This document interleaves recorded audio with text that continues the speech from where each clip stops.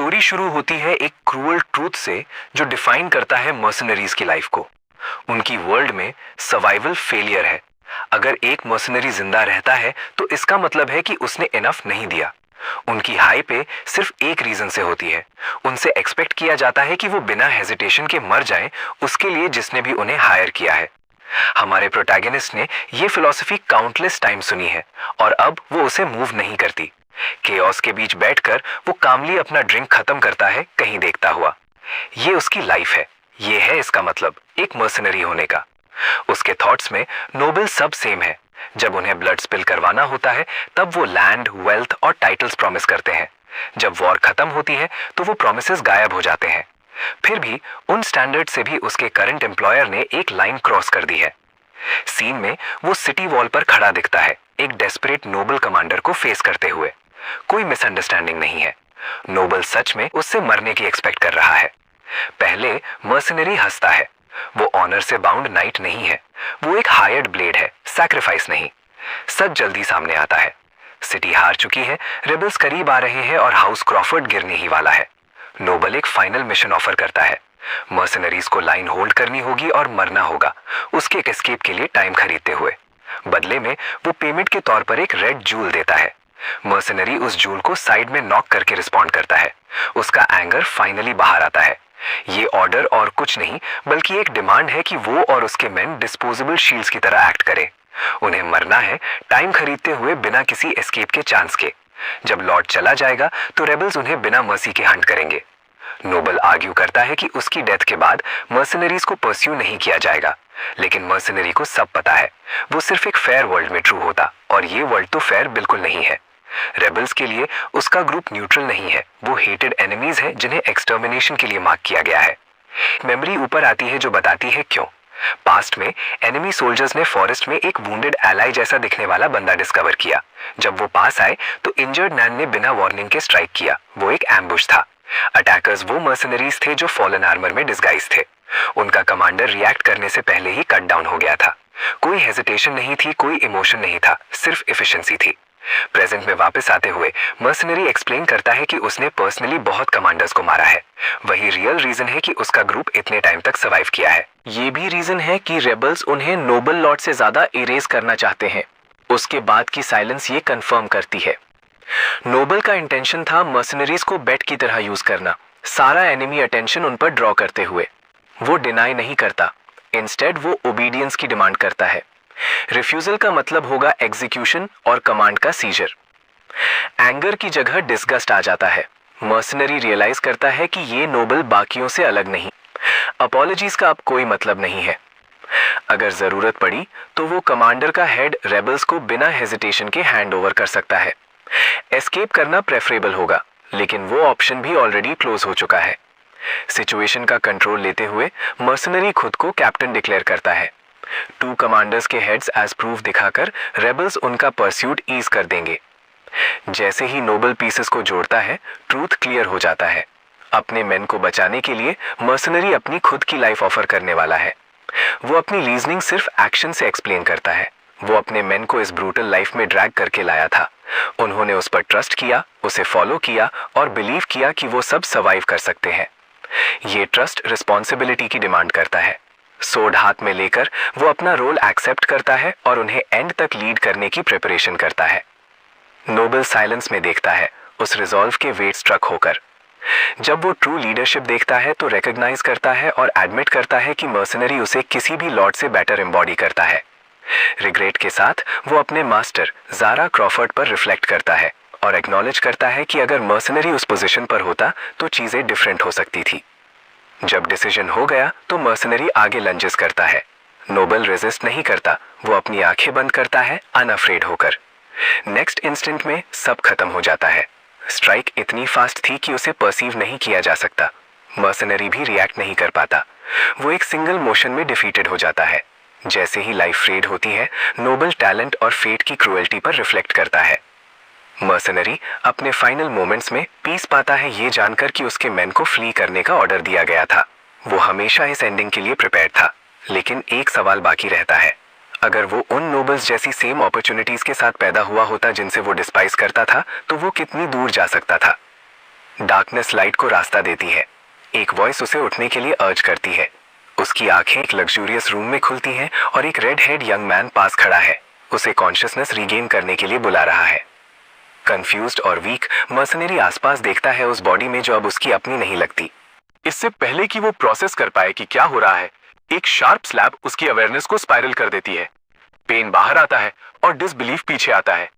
Young man demand करता है कि वो खुद को पुल टुगेदर करे, उसे ऐसे नाम से एड्रेस करते हुए जो उसका अपना नहीं है। तब उसे ट्रूथ हिट करता है, वो अब जेक नहीं है, वो यंग मास्टर लूशियन की तरह जागा है। जब जैक कॉन्शियसनेस रीगेन करता है तो वो जो देखता है उसे कंप्लीटली शॉक हो जाता है। वो बिलीव नहीं कर सकता कि वो किसी और इंसान की बॉडी के अंदर जागा है। वो खुद से क्वेश्चनिंग शुरू करता है, सोचता है कि उसकी वो फिल्थी बॉडी कहाँ चली गई, वो बॉडी जो हमेशा फटे पुराने क्लोथ्स पहनती थी। जैसे ही वो अपने हैंड्स को देखता है तो नोटिस करता है कि वो कितने क्लीन है और उनसे आने वाली प्लेजेंट फ्रेग्रेंस से कंफ्यूज हो जाता है। उसका गेज फिर उसके बगल वाले मैन शिफ्ट होता है और जैक सोचता है कि ये इंसान कौन हो सकता है। उसे क्लियरली याद है कि सिर्फ एक मोमेंट पहले इसी मैन ने उसके चीक पर स्लैप मारा था, लेकिन अब वो मैन अनकंट्रोलेबली रो रहा है।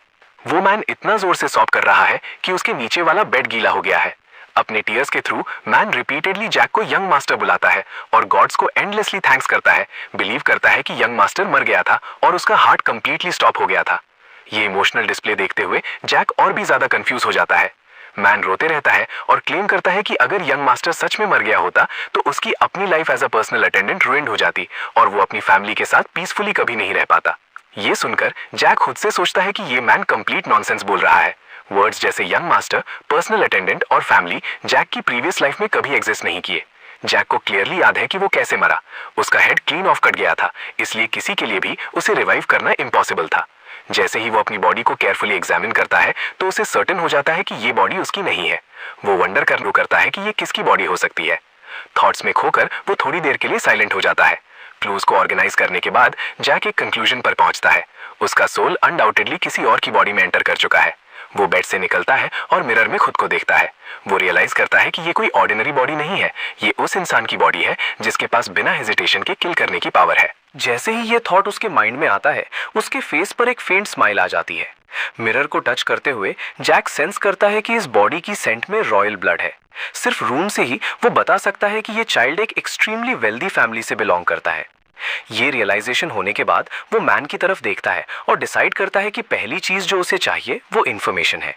जैक मैन को बोलता है कि वो उससे कुछ पूछना चाहता है। मैन इमीडिएटली रिस्पेक्टफुली रिस्पॉन्ड करता है। कुछ भी आंसर करने के लिए रेडी, जैक फिर पूछता है कि कौन सा ईयर चल रहा है। ये सुनकर मैन सरप्राइज्ड हो जाता है और अज्यूम करता है कि मेडिसिन ने यंग मास्टर के माइंड पर इफेक्ट किया होगा, जिससे लिंगरिंग कंफ्यूजन हो गई है। बिना डीले मैन एक्सप्लेन करता है कि ये एम्पायर का 846 ईयर है। ये सुनकर जैक स्टन्ड हो जाता है। वो बिलीव नहीं कर सकता कि उसकी डेथ के बाद वो 15 इयर्स फ्यूचर में ट्रैवल कर चुका है और एक स्ट्रेंजर की बॉडी में जागा है। वो खुद को काम करता है, एक्नॉलेज करता है कि उसे नहीं पता ये कैसे हुआ, लेकिन जब ये हो चुका है तो वो उसे चेंज करने के लिए कुछ नहीं कर सकता। वो डिसाइड करता है कि अब सिर्फ नेक्स्ट क्या करना है उस पर फोकस करना ही ओनली ऑप्शन है। जैक फिर अपना नेक्स्ट क्वेश्चन डायरेक्टली पूछता है। वो पूछता है कि क्या उस आदमी ने यंग मास्टर को उस दिन मारने का प्लान किया था। वो आदमी कंप्लीटली शॉक्ड हो जाता है और समझ नहीं पाता कि जैक क्या इंप्लाई कर रहा है। जैक उसे कोल्डली सस्पिशन के साथ ऑब्जर्व करता है और पॉइंट आउट करता है कि एक सिंपल अटेंडेंट का मास्टर की बॉडी को बिना परमिशन टच करना अनएक्सेप्टेबल है। ये क्वेश्चन करते हुए कि जब वो अनकॉन्शियस था तो क्या रूल्स चेंज हो गए थे, वो आदमी इन बातों से बहुत डर जाता है। जैक उसको प्रेस करता रहता है और उसकी आइडेंटिटी जानने की डिमांड करता है। ओवरवेल्म्ड होकर वो आदमी डीपली बाव करता है और फॉरगिवनेस मांगता है। अपनी मिस्टेक एडमिट करते हुए वो फिर उस बॉडी की आइडेंटिटी रिवील करता है जिसमें जैक है। नाम है लूशियन वैल्डेक, ग्रेट वैल्डेक फैमिली का थर्ड सन। ये नाम सुनकर जैक हिल जाता है। उसे वैल्डेक फैमिली क्लियरली याद है। फैमिली क्रेस्ट उसके सामने अपीयर होता है। उसके बाद उनके वास्ट एम्पायर के विजन्स आते हैं।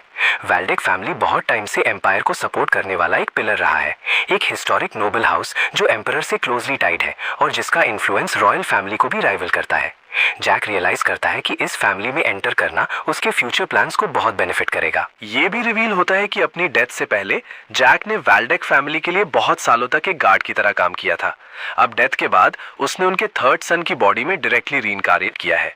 ये रियलिटी अनरियल लगती है लेकिन अनडिनाएबल है। अपनी प्रीवियस लाइफ में जैक के पास कभी पैसा नहीं था। वो फटे हुए क्लोथ्स में रहता था, डेली फूड के लिए स्ट्रगल करता था और दुनिया में उसका कोई फैमिली नहीं बचा था। उसके पास सिर्फ सेल्फ बिलीफ थी जो मोमेंट टूट गई जब उसका मर्डर हुआ था। अब वो बिलीफ वापस आ गई है क्योंकि जैक अब लूशियन बन चुका है। लूशियन विंडो ओपन करता है और सनराइज का साइट एंजॉय करता है। वो डिसाइड करता है कि वो इस न्यू आइडेंटिटी के अंडर फ्रीली आगे बढ़ेगा। वैल्डेक कैसल व्यू में आता है जैसे ही लूशियन उसके हॉल्स में वॉक करना शुरू करता है। वो कैसल को एक्सप्लोर करता है, उसकी ब्रिलियंस देखकर अमेज्ड है। रियलाइज करते हुए कि उसने पहले कभी ऐसी मैग्निफिसेंट जगह नहीं देखी, वो जानता है कि उसे यहाँ की लाइफ में अडेप्ट करना पड़ेगा। जैसे ही वो मेन हॉल में एंटर करता है, वो नोटिस करता है कि सर्वेंट्स उसके बारे में विस्पर और गॉसिप कर रहे हैं। वो ऐसे घूर रहे हैं जैसे वो उसे बहुत सालों बाद देख रहे हो। लूशियन सोचता है कि वो ऐसे रिएक्ट क्यों कर रहे हैं और सस्पेक्ट करना शुरू करता है कि लूशियन की पास्ट लाइफ में इस बॉडी के साथ कुछ गलत है। वो अपने पर्सनल अटेंडेंट हांस से सवाल करता है।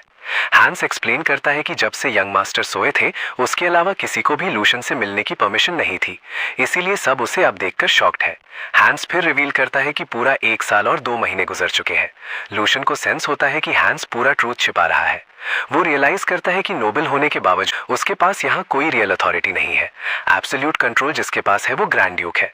लूशियन समझता है कि ग्रैंड ड्यूक कभी भी एक यूजलेस सन को नर्चर नहीं करेगा और अगर वो कोई वैल्यू नहीं लाता तो उसे बिना हेजिटेशन के डिस्कार्ड कर देगा।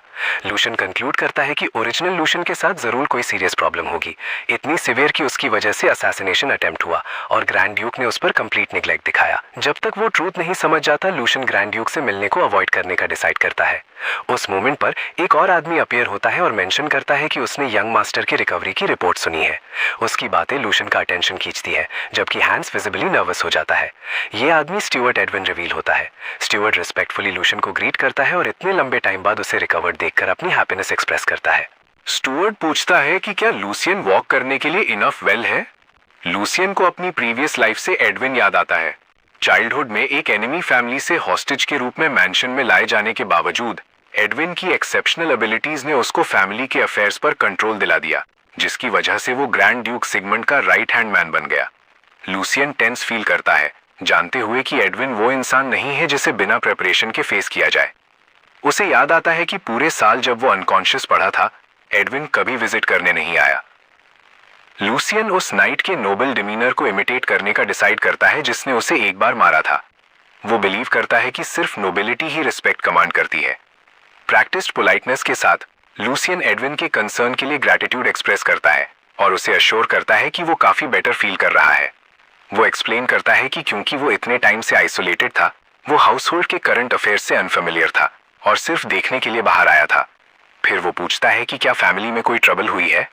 एडविन लूसियन के बिहेवियर में सडन चेंज से सरप्राइज्ड होता है, लेकिन रिप्लाई करता है कि वैल्डेक फैमिली पहले की तरह प्रॉस्पेरस है। वो यंग मास्टर को गुड हेल्थ में देखकर रिलीफ भी एक्सप्रेस करता है। लूसियन स्माइल करता है और स्टेट करता है कि जब तक वो प्रेजेंट है, फैमिली में कुछ भी गलत नहीं हो सकता। लूसियन कॉन्फिडेंट हो जाता है कि एडविन को कुछ सस्पेक्ट नहीं है। वो नेचुरली बिहेव करते रहने का रिजॉल्व करता है। फर्दर स्क्रूटिनी से बचने के लिए लूसियन खुद को एक्सक्यूज करता है, ये बोलकर कि उसकी वरीज अननेसेसरी थी और वो इतने टाइम बाहर रहने के बाद टायर्ड फील कर रहा है। वो वापस लौटने और रेस्ट करने का डिसाइड करता है। जैसे ही लूसियन निकलता है, एडविन मेंशन करता है कि अगर वो अलाउ करे तो कोई उससे मिलना चाहता है। ये सुनकर लूसियन एंग्शियस हो जाता है, रियलाइज करते हुए कि जिस एनकाउंटर से वो डर रहा था वो फाइनली आ गया है। नेक्स्ट सीन में लूसियन ड्यूक के ऑफिस के अंदर खड़ा है। ग्रैंड ड्यूक उसके सामने बैठा है। ये आदमी ड्यूक सिगमंड है। वो इंटेंस एंगर के साथ लूसियन को घूरता है। लूसियन काम और कंपोज रहने की कोशिश करता है, भले ही वो नर्वसनेस की वजह से पसीने में डूबा हुआ है। फाइनली ड्यूक सिगमंड एक एक्सप्लेनेशन डिमांड करता है। वो क्वेश्चन करता है कि लूसियन अभी तक जिंदा कैसे है। आइसी एक्सप्रेशन के साथ ड्यूक सिगमंड वैल्डेक ने अपने बेटे पर अपनी नजर फिक्स की और एक इतना अनसेटलिंग सवाल उठाया कि उससे रूम की एयर फ्रीज हो गई। लूसियन खुद को रिस्पॉन्ड करने में अनेबल पाता है क्योंकि ड्यूक की स्टेयर और ज्यादा लीथल हो जाती है। एक ओप्रेसिव साइलेंस छा जाती है और उस आदमी से निकलने वाला शेयर प्रेशर सांस लेना मुश्किल कर देता है। जब लूशियन फाइनली रिएक्ट करता है तो वो सिर्फ अपनी कंफ्यूजन दिखाता है, ऐसे क्वेश्चन के पीछे का मीनिंग ग्रास्प करने में अनेबल है। ड्यूक ने ये क्लियर कर दिया कि उसने अपने बेटे के इंडल्जेंट बिहेवियर को बहुत टाइम तक टॉलरेट किया है। कुछ टाइम के लिए उसने उसे ओवरलुक करना चूज किया था। वो बिलीव करता था कि ग्रीफ इसकी वजह है। लूशियन ने अपनी मदर की डेथ को अपनी रिस्पॉन्सिबिलिटीज अबैंडन करने के लिए जस्टिफिकेशन के रूप में यूज किया था। लेकिन बात तब बहुत आगे चली गई जब उसने दुनिया को डिफाई करते हुए 1 साल से ज्यादा टाइम तक खुद को लॉक कर लिया था। ड्यूक सिगमंड के लिए ये सिर्फ मॉर्निंग का एक्ट नहीं था, ये सेल्फ डिस्ट्रक्शन का एक डेलिबरेट एक्ट था, लाइफ के लिए एक रेकलेस रिगार्ड। जैसे ही एक्यूजेशंस का वेट उसके दिमाग में बैठा, लूशियन की कंफ्यूजन और बढ़ गई। तभी एक बरीड मेमोरी सरफेस हुई, हांस, वो सर्वेंट जो आंसुओं में टूट रहा था। लूशियन के बेड साइड पर अटेंडेंट का अनकंट्रोलेबली रोने का इमेज उसके माइंड में फ्लड हो गया और सब कुछ कनेक्ट होना शुरू हो गया। वो डेस्परेशन, वो फियर अचानक समझ में आया। सिचुएशन को काम करने की कोशिश करते हुए लूशियन ने एक मिसअंडरस्टैंडिंग की पॉसिबिलिटी कंसिडर की, लेकिन ड्यूक के पास पेशेंस नहीं बचा था। उसने अपने बेटे के हार्ट में छुपे हुए ट्रूथ की डिमांड की, उसे ऐसे कॉर्नर में धकेल दिया जहां रिट्रीट करने के लिए कोई स्पेस नहीं थी। जो एक्यूजेशन उसके बाद आई वो डेवेस्टेटिंग थी। लूशियन ने अपने गले से स्लीपिंग पिल्स फोर्स करके अपनी लाइफ एंड करने की अटेम्प्ट की थी। उस मोमेंट लूशियन के अंदर कुछ शिफ्ट हुआ। उसने रियलाइज किया कि उसकी मेमोरीज इनकम्प्लीट क्यों लगती हैं, उसकी आइडेंटिटी बोरोड क्यों लगती है। ट्रूथ टेरिफाइंग क्लैरिटी के साथ खुद को रिवील करता है। लूशियन वैल्डेक, ड्यूक का थर्ड सन, पहले ही एक बार मर चुका था। एक पास्ट लाइफ में लूशियन ने 15 साल पहले वैल्डेक एस्टेट पर एक सिक्योरिटी गार्ड की तरह काम किया था। उस टाइम फैमिली का हेड ग्रैंड ड्यूक सिग्मा वैल्डेक था, एक आदमी जिसके 4 बच्चे अलग अलग मदर से पैदा हुए थे। एक डेकेड से ज्यादा की सर्विस में लूशियन हर यंग मास्टर और उनकी हर मदर से मिला था। फिर भी एक फिगर हमेशा एब्सेंट रहता था, थर्ड सन और उसकी मदर। रीजन सिंपल और ट्रेजिक था। लड़के की मदर यंग एज में इलनेस से मर गई थी और ज्यादा टाइम नहीं लगा जब वो बच्चा भी उनको डेथ में फॉलो कर गया। उस टाइम ट्रूथ छिपा हुआ रहा था। स्टाफ को लगा कि मदर और सन बस वीक और सिकली थे, असली रीजन तो बाद में क्लियर हुआ। अपनी मदर के लॉस और फैमिली में आइसोलेटेड पोजीशन की वजह से उस लड़के का फ्रेजाइल हार्ट टूट गया था। एक्नॉलेजमेंट के लिए डेस्परेट होके उसने कुछ स्लीपिंग पिल्स खा ली थी, ये होप करके कि उसके फादर का अटेंशन मिलेगा। लेकिन 1 साल के सेल्फ इम्पोज्ड आइसोलेशन के बाद उसकी बॉडी बहुत ज्यादा वीक थी। वो मेडिसिन फेटल प्रूव हुई और असली लूसियन वैल्डेक दुनिया से गायब हो गया। ये सब याद करके ड्यूक का हार्श रिब्यूक, डांट, अचानक से ज्यादा अंडरस्टैंडेबल लगा। सब कुछ होने के बावजूद ड्यूक सिगमंड फिर भी एक फादर थे और एक सन को लगभग खो देने का पेन बहुत बड़ा होगा। फिर भी सिंपैथी एक लग्जरी थी जो लूसियन अफोर्ड नहीं कर सकता था। उसकी खुद की सर्वाइवल दांव पर थी। ये कॉन्फ्रंटेशन सिर्फ एक रेप्रिमैंड नहीं था, ये एक फाइनल वार्निंग थी। हर पासिंग सेकंड के साथ प्रेशर बढ़ता जा रहा था। लूसियन समझ गया कि एक गलत मूव उसका फ्यूचर कंप्लीटली शैटर कर सकता है।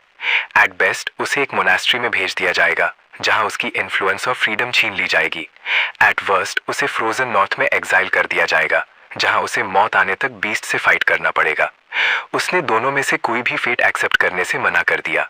वो किसी और आदमी की फैमिली ट्रेजेडी के रेमिनेंट्स को उसकी लाइफ डिस्ट्रॉय नहीं करने देगा जो अब उसके हाथ में थी। रेजोल्यूट लूसियन ने ड्यूक को सीधा फेस करने का डिसीजन लिया। उसने ट्रूथफुल रहने का रिजॉल्व किया और वैल्डेक नेम को डिस्ग्रेस करने और अपने फादर को डिस्ट्रेस देने की रिस्पॉन्सिबिलिटी ली। उसने एक्सेप्ट किया कि पनिशमेंट डिजर्व थी और उसने रेडी होने का दिखाया कि वो हर कॉन्सिक्वेंस बेयर करेगा जो उसका वेट कर रहा था।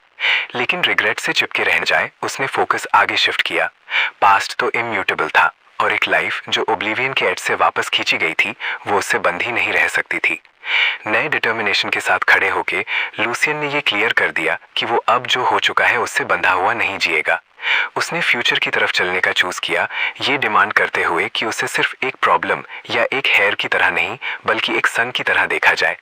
वो बस एक्नॉलेजमेंट चाहता था, इस बात का प्रूफ कि रिपेंटेंस का कोई मतलब होता है और एक फादर उस चाइल्ड को अभी भी एम्ब्रेस कर सकता है जो चेंज होना चाहता है।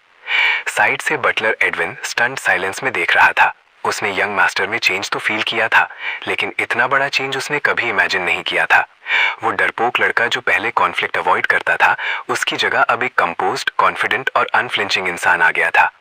एटमॉस्फेयर हैवी हो गया जब फादर और सन ने एक दूसरे की आंखों में देखा। कोई भी झुकने रेडी नहीं था। ड्यूक सिगमंड ने आखिर में अपनी फिस्ट टाइट की। क्लियरली वो इस तरह कन्फ्रंट किए जाने की ऑडेसिटी से हैरान थे। फिर भी उनके स्टर्न एक्सटीरियर के नीचे थोड़ा सा सेटिस्फैक्शन दिखा।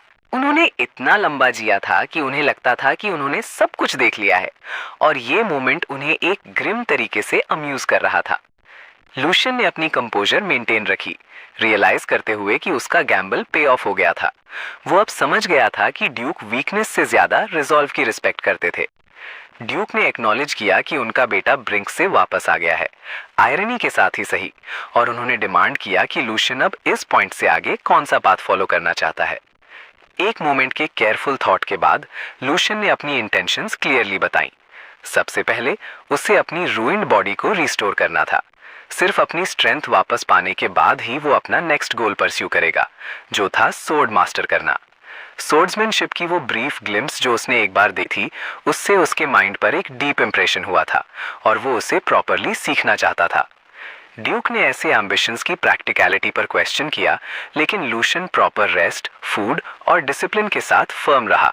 उसे कॉन्फिडेंस था कि उसकी बॉडी रिकवर हो जाएगी। ड्यूक सिग्मा सैटिस्फाइड लगे, ऑल्दो उन्होंने वार्न किया कि सिर्फ वर्ड्स का कोई मतलब नहीं होता अगर रिजल्ट्स ना मिले। जब मैटर सेटल हो गया, ड्यूक ने एडविन को बुलाया और उसे इंस्ट्रक्ट किया कि वो लूशियन के लिए कुछ लेकर आए। बटलर ने मन ही मन सोचा कि एक्शंस का वेट एलोक्वेंट प्रोमिसेस से बहुत ज्यादा होता है। लूशियन अनईजी था, सोच रहा था कि इस मिस्टीरियस जेस्चर में क्या होगा। ज्यादा देर नहीं लगी और वास्ट वैल्डेक मैंशन में एक्टिविटी भर गई। वर्कर्स इधर उधर मूव कर रहे थे जब दो आदमी एक बहुत बड़े वुडन चेस्ट को अंदर लाने में स्ट्रगल कर रहे थे।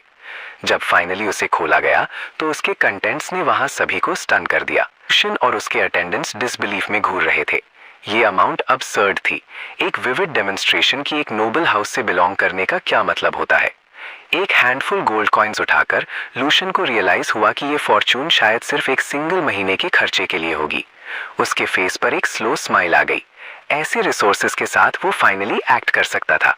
उसके पास अब मीन्स थे अपनी बॉडी को रीबिल्ड करने और एलिक्सर बनाने के लिए। उसे डेस्परेटली स्ट्रॉन्गर होना था और अपना फ्यूचर सिक्योर करना था। थोड़ी देर बाद सीन वास्ट और लैविश ग्रीन हाउस की तरफ शिफ्ट होता है जो वैल्डिक मैंशन के डेप्थ्स में छिपा हुआ था। एक्सोटिक प्लांट्स ग्लास सीलिंग्स के नीचे फ्लरिश कर रहे थे, एयर को क्वाइट लाइफ से भर रहे थे। ड्यूक सिग्मा वैल्डिक बटलर एडविन के साथ ग्रीनरी में वॉक कर रहे थे। उनके स्टेप्स अनहरीड थे जब वो इंपॉर्टेंट मैटर्स डिस्कस कर रहे थे। एडविन रिफ्लेक्ट करता है कि यह जगह पहले लेट डचेस का सबसे प्यारा सैंक्चुरी हुआ करती थी। उनके पासिंग के बाद से ड्यूक ने इसे अवॉइड ही किया था, इसीलिए यह सडन विजिट अनयूजुअल और मीनिंगफुल था। उनके वापस आने का रीजन क्लियर हो गया। लूशियन में ड्रास्टिक चेंज ने ड्यूक के अंदर कुछ लॉन्ग बरी चीज स्टर कर दी थी।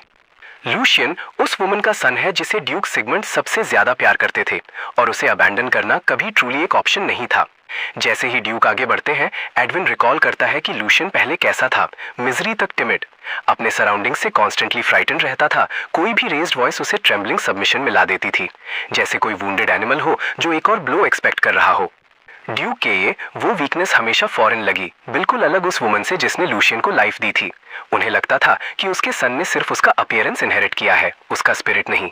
फिर भी अब फर्स्ट टाइम उनके फेस पर एक फेंट स्माइल आती है, क्योंकि डाउट अंदर आता है। शायद उनका जजमेंट शुरू से ही फ्लॉट था। लूशियन की मेमोरी जब उसने उनकी आंखों में बिना फियर के देखा था वापस आ जाती है और एडविन कंफर्म करता है कि उसने क्या देखा। उसे लगता है कि यंग मास्टर नेचर से जेंटल है, लेकिन उसमें अनडिनाइबली वैल्डिक ब्लड है। फिर भी ड्यूक सिगमंड अनकन्विंस्ड रहते हैं। सिर्फ वर्ड्स और पोस्चर से कुछ डिटरमिन नहीं होगा। जो आगे आएगा उसमें कॉन्फिडेंस से कहीं ज्यादा डिमांड होगी। एडविन फिर एक ट्रबलिंग इशू उठाता है। लूशियन को फाइनेंशियल सपोर्ट रिस्टोर हो गया है, लेकिन फंड्स तेजी से गायब हो रहे हैं।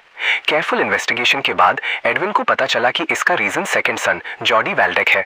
जॉडी लूशियन का अलाउंस साइफन कर रहा है और उसने तो लूशियन की मेड को भी एक स्पाई से रिप्लेस कर दिया है ताकि उसके हर मूव पर मॉनिटर रखे। जबकि ड्यूक जॉडी का रिजेंटमेंट समझते हैं, उसके एक्शंस का एक्सटेंड एक्सपेक्टेशन से ज्यादा है। एडविन इंटरवीन करने का ऑफर करता है, लेकिन ड्यूक सिगमंड मना कर देते हैं। उन्होंने डिसाइड किया कि ये एक नेसेसरी ऑर्डियल है। लूशियन ने अपनी लाइफ का पूरा 1 साल वेस्ट किया और ये वो प्राइस है जो अब उसे पे करना पड़ेगा। ड्यूक इस सिचुएशन को एक ट्रायल की तरह देखते हैं। अगर लूशियन इसे एंड्योर नहीं कर सकता तो वो वैल्डिक नेम के लायक नहीं है।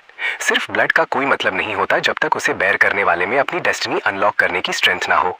कुछ डेज पास हो जाते हैं और स्टोरी वैल्डिक मैंशन के लॉन्ग कॉरिडोर्स में वापस आती है। 2 मेड्स आपस में विस्पर कर रही थी, सोच रही थी कि क्या यंग मास्टर ने फिर से खुद को अंदर बंद कर लिया है। हान अचानक से आता है, विजिबली अपसेट, ये बताते हुए कि 3 पूरे डेज ऑलरेडी निकल चुके हैं। कुछ मोमेंट्स बाद उसे शॉक लगता है जब वो लूशियन के रूम के अंदर देखता है। हंस को याद आता है कि लूशियन ने उसे बताया था कि ड्यूक सिगमंड के साथ मीटिंग अच्छी गई थी और फाइनेंशियल सपोर्ट वापस आ गया था। मैसिव चेस्ट जो गोल्ड कॉइन्स और जूल से ओवरफ्लो कर रहा था, वो इमेज उसके माइंड में वापस आ जाती है। ये जानते हुए कि उनका रिलेशनशिप कितना स्ट्रेन्ड था, हंस समझ गया कि ये आउटकम इजीली नहीं आया होगा। उसकी आंखों में टीयर्स आते हैं। उसे लगता है कि लूशियन ने इनक्रेडिबल करेज दिखाया होगा। उसके लिए ऐसा लगता है जैसे उसके मास्टर ने फाइनली आगे बढ़ने का चूज कर लिया है। रूम के अंदर लूसियन काफी हाई स्पिरिट्स में है और वो गोल्ड कॉइन्स को हवा में उछालते हुए हंस रहा है।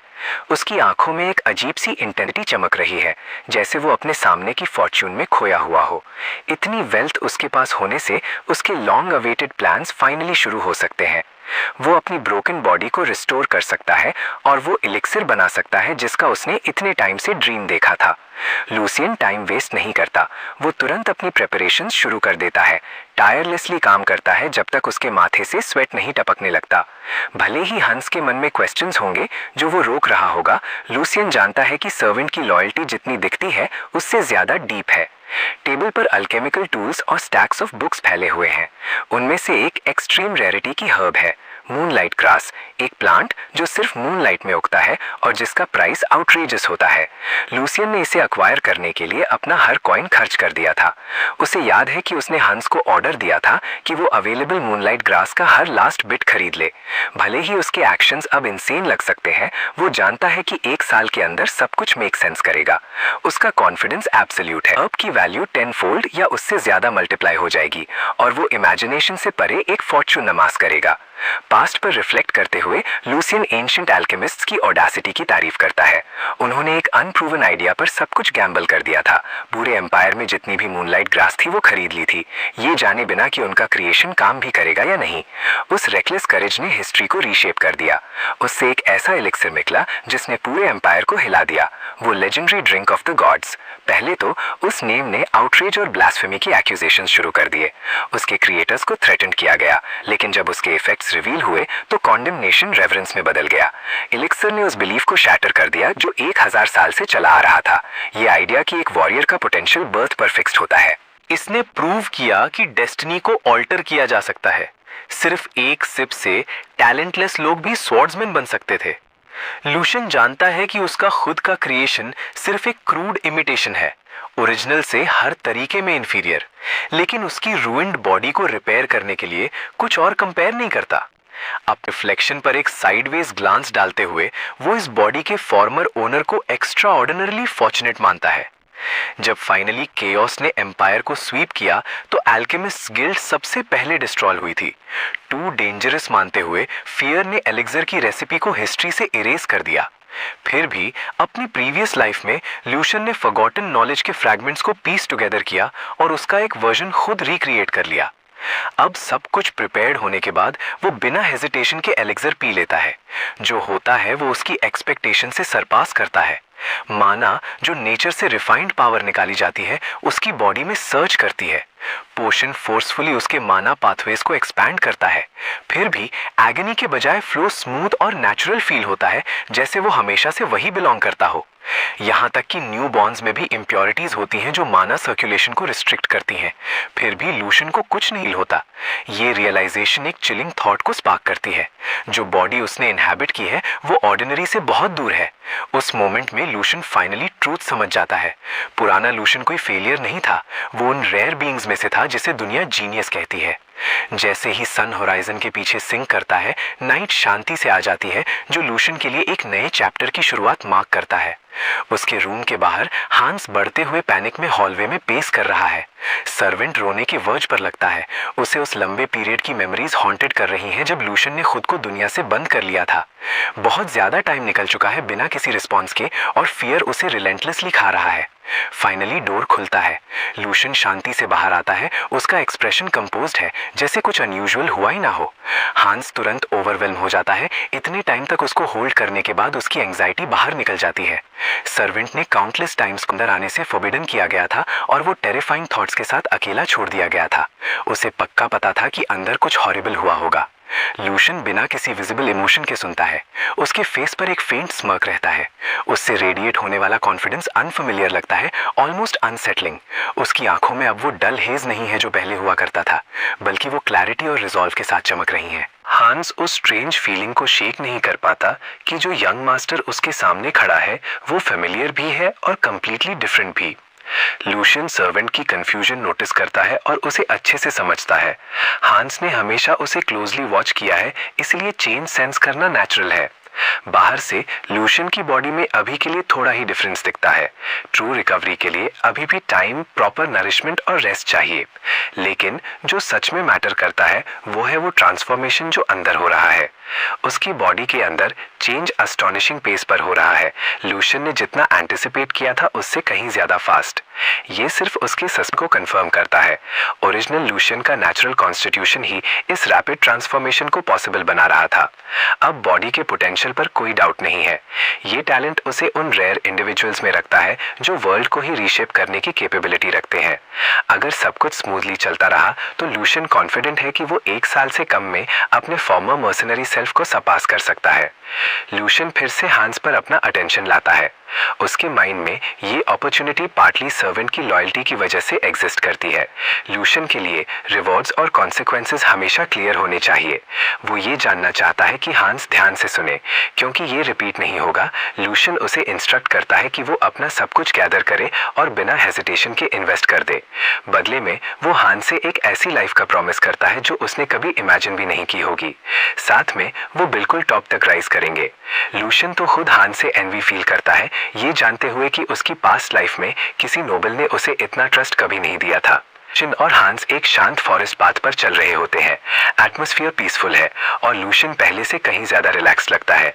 वो कैजुअली स्ट्रोल कर रहा है। हांस उसके पीछे है और वो काम सराउंडिंग्स को ओपनली एंजॉय कर रहा है। हांस पीछे फॉलो कर रहा है, अभी भी अनसर्टेन है। अपने मास्टर को ऐसे देख रहा है जैसे वो ये सडन ट्रांसफॉर्मेशन समझने की कोशिश कर रहा हो। लूशियन को ये देखकर शॉक लगता है कि सब कुछ कितना परफेक्ट लग रहा है। क्लीन रूम्स, वार्म मील्स और नोबल लग्जरी का कंफर्ट अभी भी सरियल फील होता है। उसकी प्रीवियस लाइफ में भूख एक कांस्टेंट कंपेनियन थी, लेकिन अब ये सिर्फ एक डिस्टेंट मेमोरी है।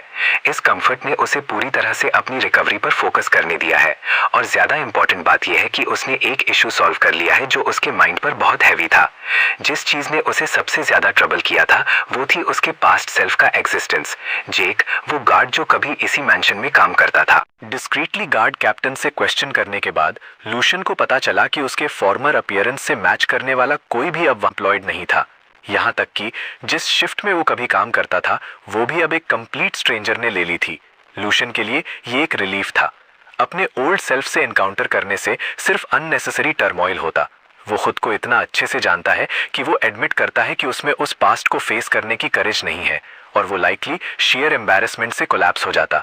हंस नोटिस करता है कि उसका मास्टर अचानक टेंस हो गया है, ऐसे रीजन से कांप रहा है जो वो समझ नहीं पाता। जब लूशियन पलटता है तो उसका एक्सप्रेशन सीरियस हो जाता है और सर्वेंट का अटेंशन तुरंत उसकी तरफ जाता है। हंस हेजिटेट करते हुए क्वेश्चन करता है कि क्या लूशियन सच में वहां जाने का इंटेंट करता है। ट्रेनिंग ग्राउंड्स हमेशा से एक ऐसी जगह थी जिसे लूशियन अवॉइड करता था। उनके पास जाना भी उसे ड्रेड से भर देता था। हंस डेस्परेटली कंफर्मेशन चाहता है। उसे याद है कि यंग मास्टर ने सेकंड सन से ह्यूमिलिएट होने के बाद कभी वापस ना आने की कसम खाई थी। लूशियन बहुत अच्छे से समझता है वेल्डेक हाउस होल्ड के अंदर स्वॉर्ड्समैनशिप एक बेसिक एक्सपेक्टेशन है। एग्जैक्टली इसी वजह से जॉर्डी ने ट्रेनिंग ग्राउंड्स को एक वेपन की तरह यूज किया था। ओरिजिनल लूशियन को फियर और क्रुएल्टी से दूर भगा दिया था। लूशियन पास्ट को एक्नॉलेज करता है, लेकिन वो अब उसे खुद को डिफाइन नहीं करने देगा। वो दिन चले गए। एक डिसाइसिव स्टेप आगे लेते हुए वो ये क्लियर कर देता है कि उसका रिजॉल्व एब्सोल्यूट है।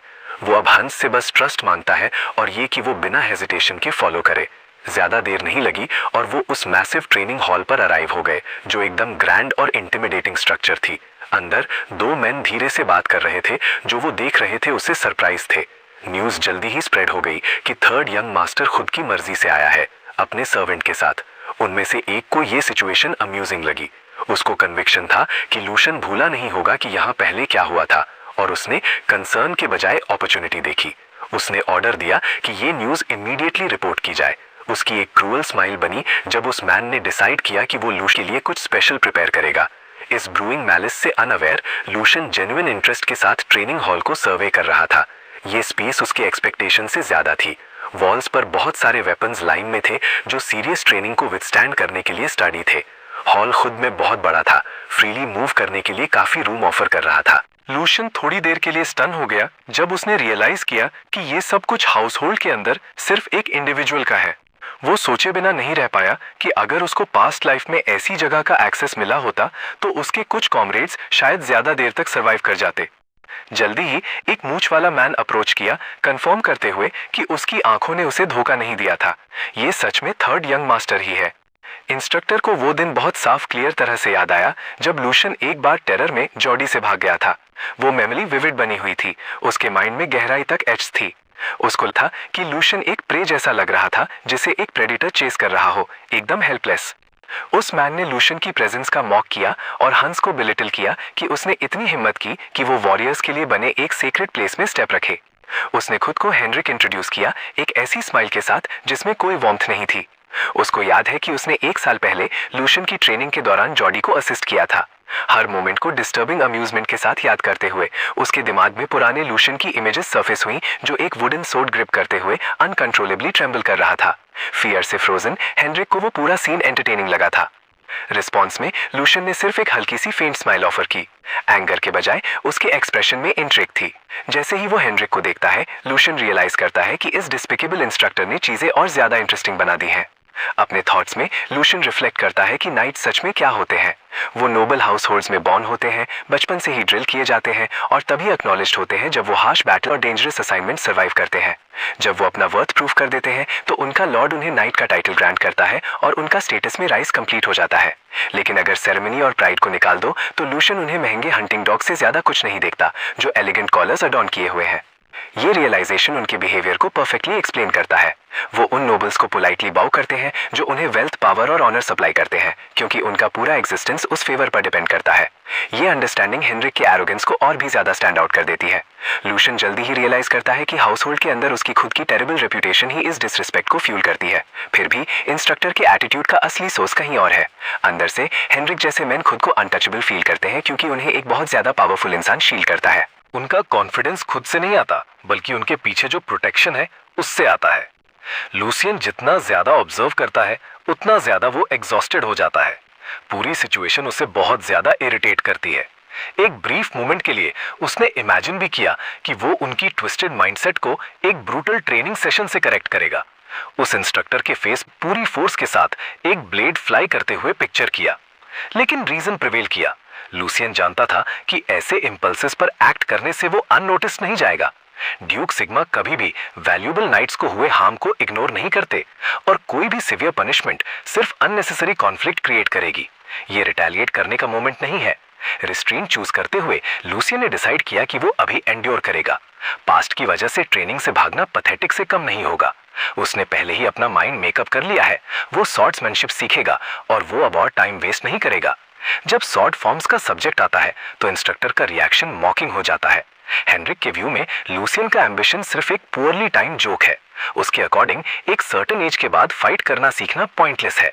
वो क्लेम करता है कि स्वॉर्ड फॉर्म्स तो सीक्रेट टेक्निक्स हैं जो एंशिएंट एंसेस्टर्स से आई हैं और तभी फंक्शन करती हैं जब बॉडी के माना पाथवेज ओपन हो।